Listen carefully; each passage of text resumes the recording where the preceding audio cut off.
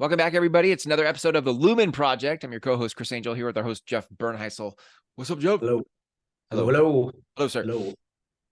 Hello. You and I have, within the last couple of days here, started our next first sprint, as it relates to sort of our annual goal or 90-day goal process framework.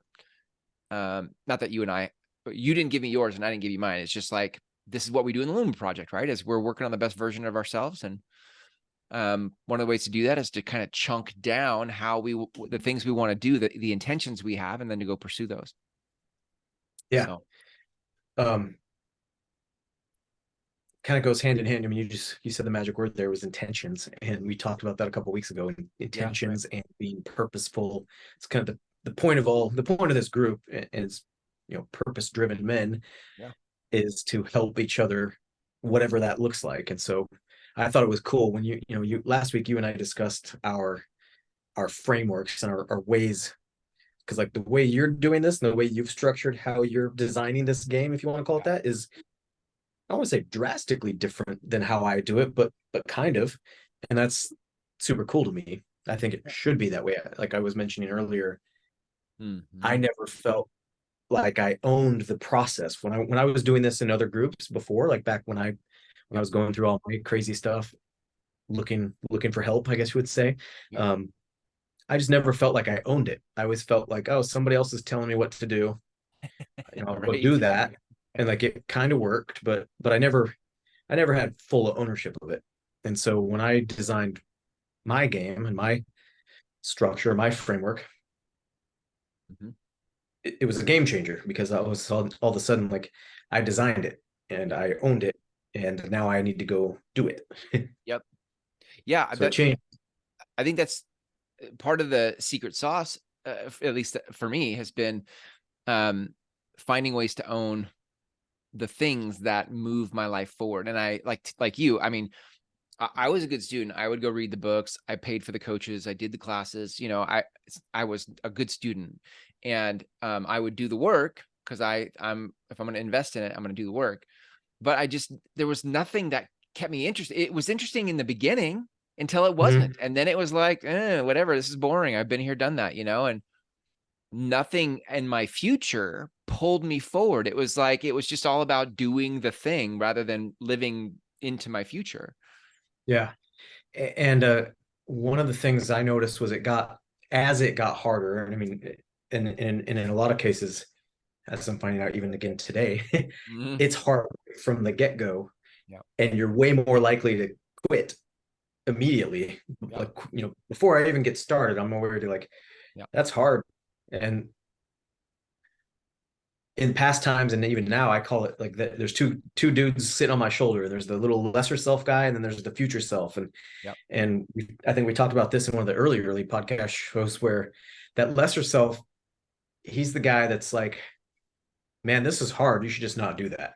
And depending on your mental state of mind and where you are in life and all of that, that like he wins a lot. And I think, especially in the last few years, like I know so many friends that have just become complacent, and they set out these big, huge, crazy goals, and then they just don't.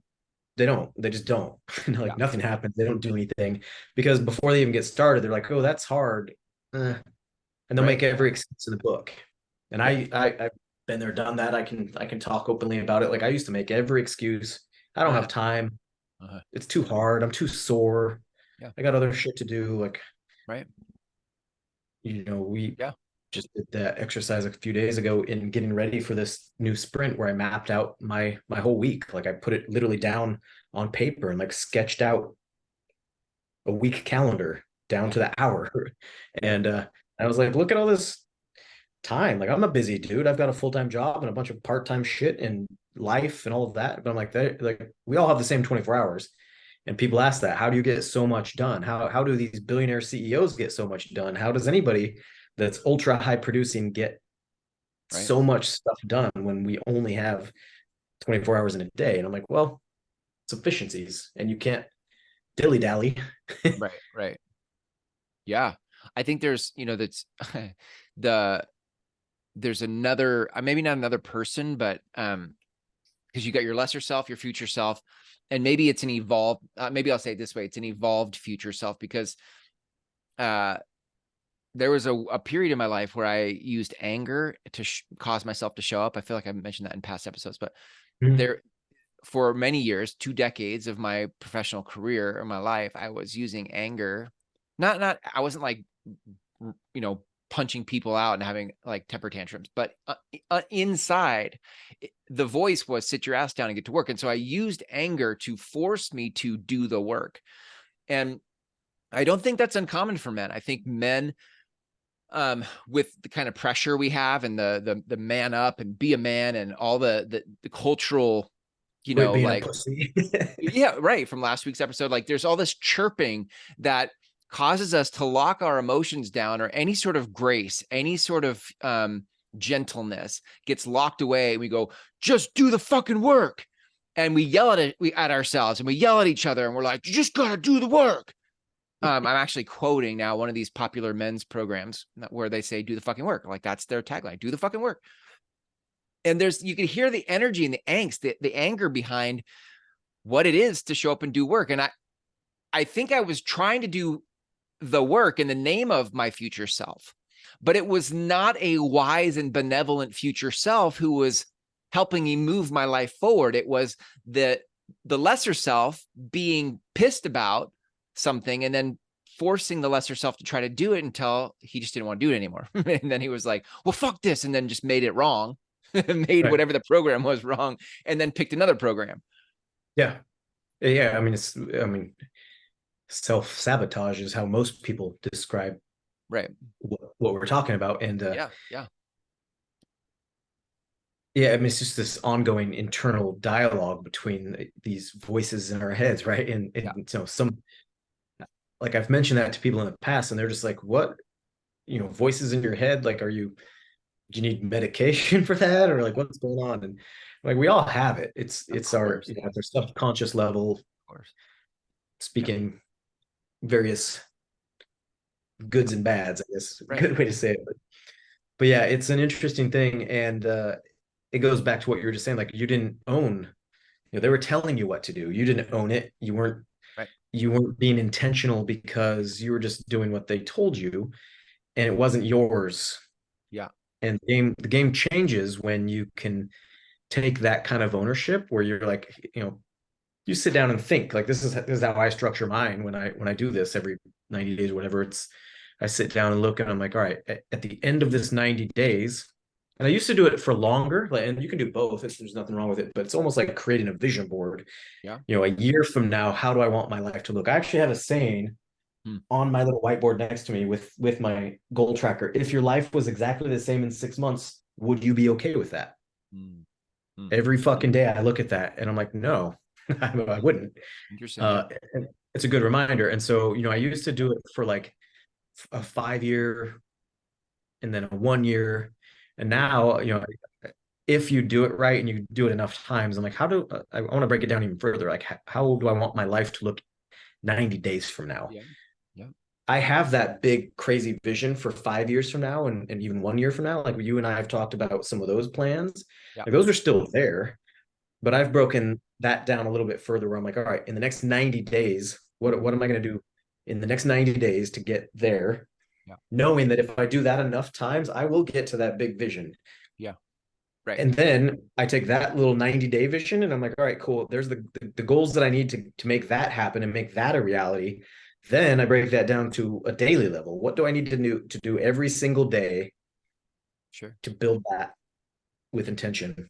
And Yeah. that's my framework that I go by. Yeah. The little checklist. Every day I have 4 things to do. And as long as I do those 4 things, I know, because I've done it correctly, I've planned it, that will get me to my vision for the 90 days, the 1 year, and the 5 year. Nice. Yeah.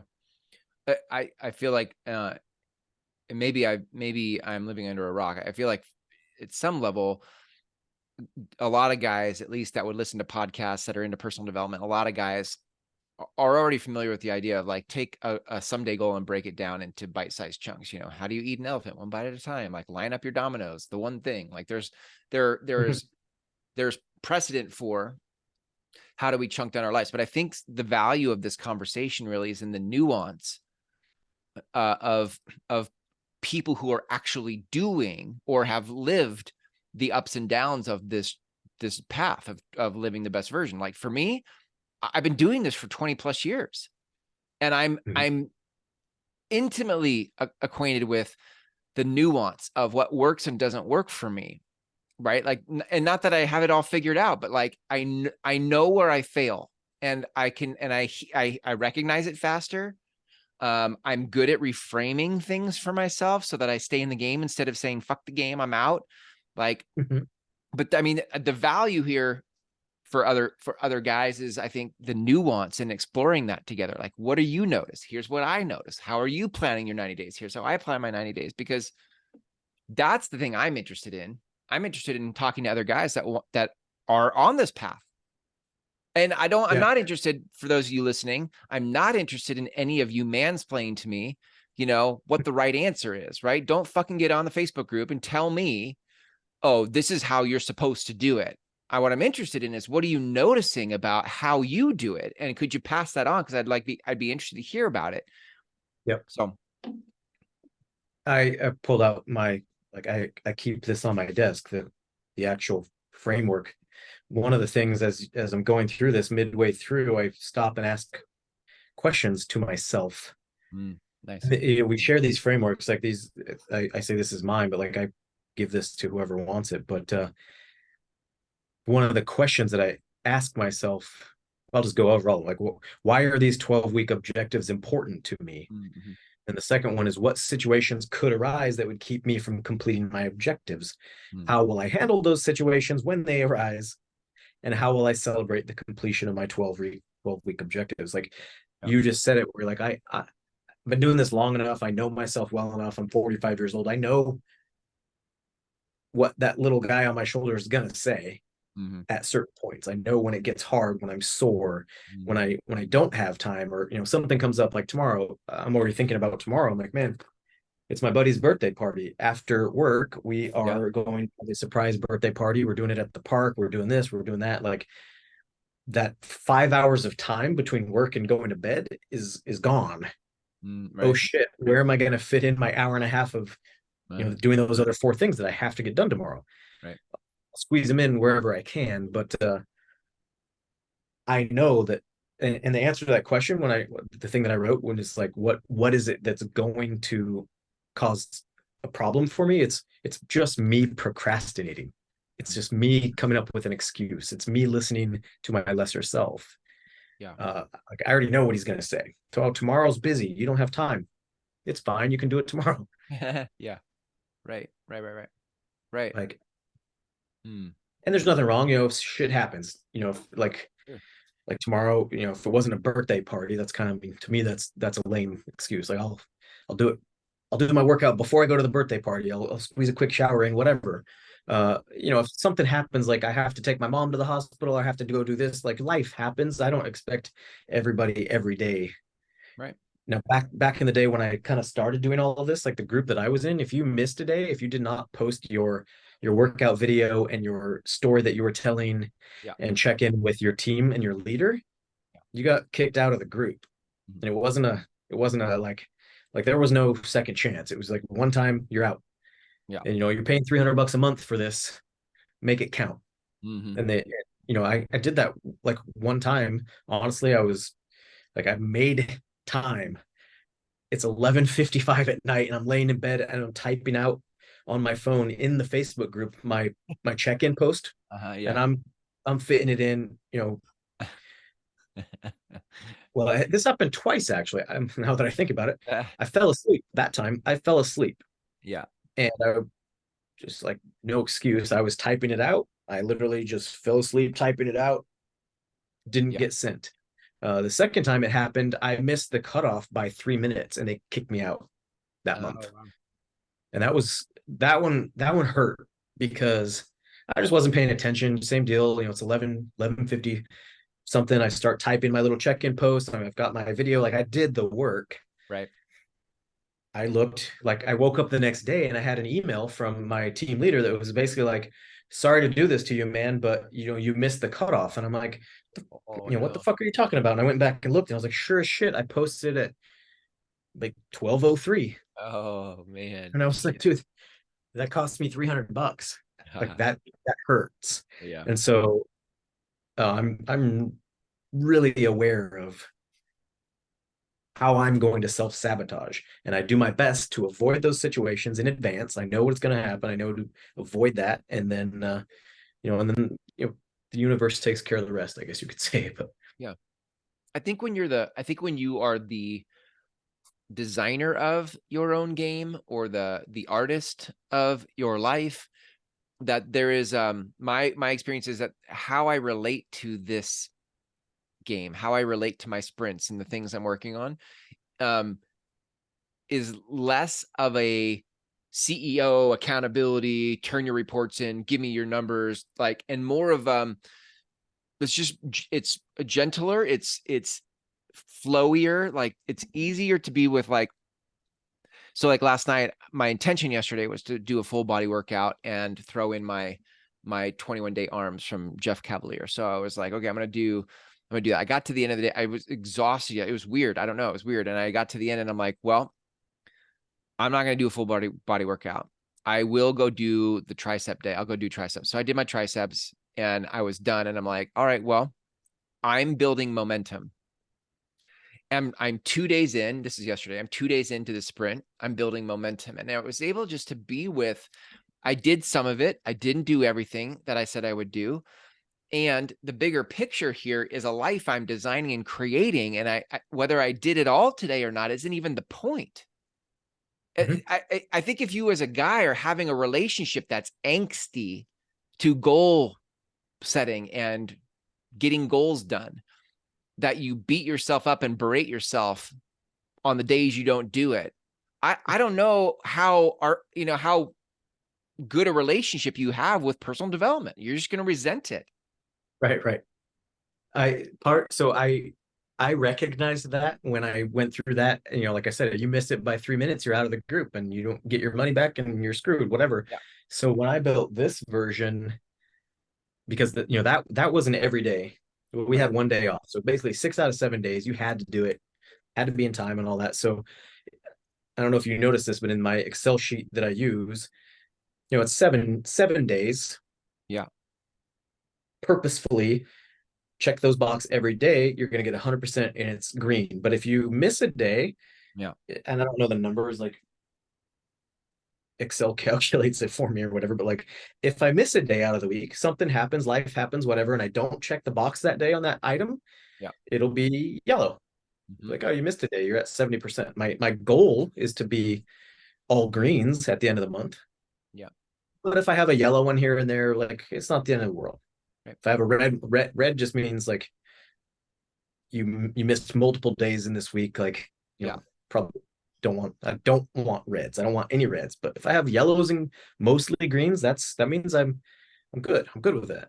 Yeah. So yeah, it doesn't have, like I don't need to beat myself up. And if it's not the end of the world and I'm not losing $300. So I built a little forgiveness into my structure versus what I was used to in the past, Right. because I know that too. Like life does happen, and there were a few times when I mean, shit, there was, so I did this. I don't know if I ever told you this. I think I did this for like a year and a half, Hmm. every month and for 90 days for like a year and a half. Wow. And one of the sprints, like I had a friend, I mean, this a little too deep probably, but I had a friend that was about to commit suicide and I had to drop everything and go help that person. And in doing so, I missed a day and obviously got kicked out of the group. And I explained that to my team. I was like, because I think that was actually the first time that I dropped the ball. Yep. And in the group, like you don't get a chance to go say like, hey, sorry guys, I didn't check in. Uh, but I did at the end of that day. I was like, sorry, I missed the cutoff. I'm not sorry. I'm sorry that I let you guys down. Here's what happened. I would do that every day of the week if I Right. needed to. Yeah. And $300 doesn't mean shit. And I'm Right. like, sorry, you guys, because you got penalized. The team got penalized. If a group member gets kicked out, the team has to do more burpees and more of the physical activity things. So it's like Right. Yeah. the more people that drop out, the more the rest of the team gets penalized. And it was kind of a brutal structure, but I was like, sorry guys. However, I would do it every day of the week, and I hope that you guys would too. And Right. everybody seemingly was like totally fine with it. Yeah. But again, I in my current situation, I have built in a little bit of forgiveness for myself. So if that day comes again, I'm not like, oh fuck, man, my buddy's about to commit suicide, but I gotta get my workout done. I Right. gotta get my topics written. Like I should never think that. Right. Right. Right. Yeah. Right. Well, I think that's the power of how you relate to your your game, your development, how you're building your life. If you're building your life in a way that's punitive and um, angsty, then I mean, I've done it that way. I just don't enjoy it. So what I had to find for myself was a way, and I think I have now. I think I've done this enough to be like finding ways that it feels creative, it feels inspiring. My future self is um, compelling. I'm like, I really like the vision of that, Mhm. and then my relationship to the work to get there isn't punitive or angsty. It's a creation. It's a build momentum. It's you know process Everything's oriented. positive. Everything's positive. That's how it to me. Yeah, right. I mean, I grew up in a family where negative reward is like if you don't do this, then if this, then that kind of thing. And it was Mhm. it was not like, hey Jeff, you did a really good job, let's go celebrate. It was Yeah, like, great job, whatever. But if I did anything wrong, it was like, oh, here's you did this wrong. And it was like very right. much like that. And so just designing your own game, that's what it comes down to. And I love, like I said, I share this with other people and they're like, that's cool, Mm. I want to change it, I want to do this to it, I want to do that to it. I'm like, Yeah, go nuts. Like yours is drastically different in the sense of, you're building in more gamification type stuff and reward things, and that's super cool. yeah. I mean, I'm finding it to be cool. I've been interested in gamification for years, but and even that in some ways was somebody else telling me about gamification, and I'm like, oh, that's a good concept. But like I said, it takes nuance playing with it yourself until you find an inroad to where it makes sense for you and you enjoy it, and you're like, this is ownership, this is mine.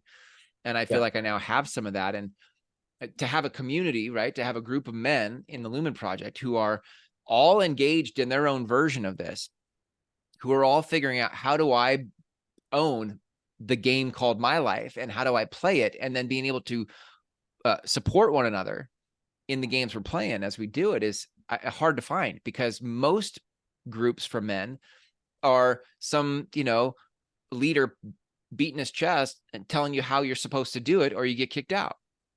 Yeah. And I just don't think that honors your own creativity. This is your life, you need to design it. So let's compare notes and walk each other home.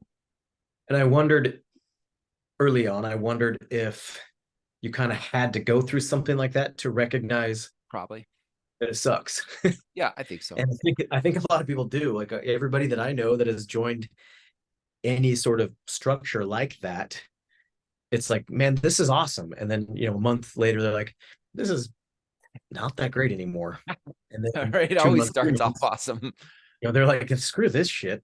I'm over Right. this. Yeah. I was, I don't want to say, I guess stubborn might be the best word. Like I was stubborn enough that it lasted a year and a half. Mm. And I beat myself up. And I mean, there were days when Yeah. I'm out running a 5K, knowing that I basically have pneumonia because I got sick the previous week running my 5K in the rain. And Tuesday it was 5K Tuesday. We have to run 5K. You had to You take know little what's interesting? screenshots of your map my run stuff and put the date and Yeah. time in there. I mean, I'm out just soaked. I'm not a runner too. I fucking hate running, Uh-huh. but it's what we had to do on the Tuesdays. And I got sick one time. It wasn't, I don't know if it was pneumonia or just a really, really bad cold or whatever. But the next week I was like, dude, I'm gonna end up I'm gonna have to go to the doctor because I'm too Yeah. stubborn to Yeah. let my body tell me don't do that. Don't be dumb. There's even, and if this may not be true for you, I can see it in my own lived experience in my past, that underneath the stubbornness of doing that, there could be a cultural conversation that says, be a man, right? Be a man. Don't quit. Be a man. And then you start to see how all of this toxic masculinity, this is what I think people mean by toxic masculinity, that there's a toxic nature to you thinking that, you know, you got to grind it out. Otherwise you're not a man. You're, to go back to last week's episode, you're a pussy. You're not a man. You're a pussy. You're like, you're quitting. You're, you know, and I think this is the angst and the energy that keeps us in an unhealthy relationship to our own personal development. It'd be interesting to do a future episode on mental health, by the way, to do a future episode on mental health of men. But yeah, it's a much needed topic.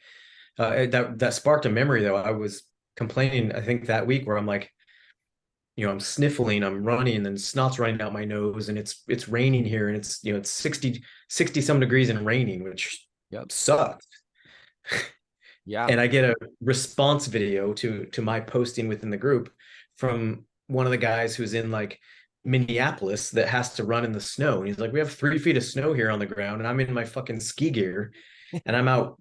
He's not even running. He's like shuffling, you know, it takes him forever, but he's like, I'm still out doing it. Basically, it was like, man up. Wow. Because like, man up, look what I have to go through.